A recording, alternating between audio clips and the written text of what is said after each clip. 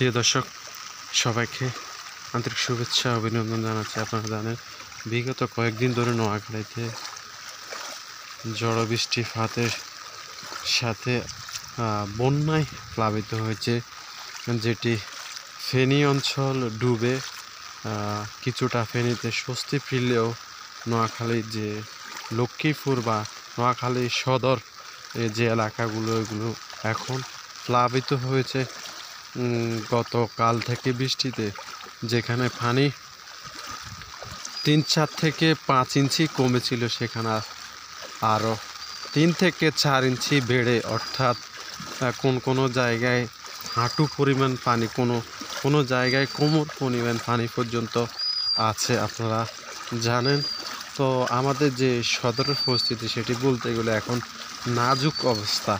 যারা বাড়িঘরে রয়েছেন, গতকাল রাতে যে বৃষ্টি হয়েছে সে বৃষ্টিতে অনেকের ঘর বাড়ি ঢুকে পানিবন্দী হয়ে আছেন, অনেকে আশ্রয় কেন্দ্রে যেতে পারছেন না। আমরা জানি অসুদিয়া যে সদরের রয়েছে সেখানে বিভিন্ন এলাকাগুলোতে পানিবন্দী রয়েছেন অনেকে।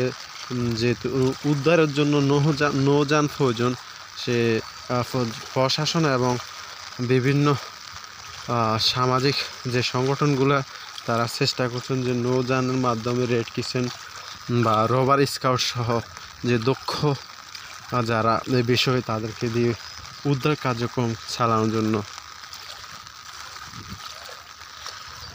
আপনারা দেখছেন ইতিমধ্যে এখনও বৃষ্টি হচ্ছে, বৃষ্টি কমছে না। গত রাত থেকে বৃষ্টি গতিবিধ চলছে, সেই সাথে কিছুটা বাতাসেরও আমরা আভাস দেখছি।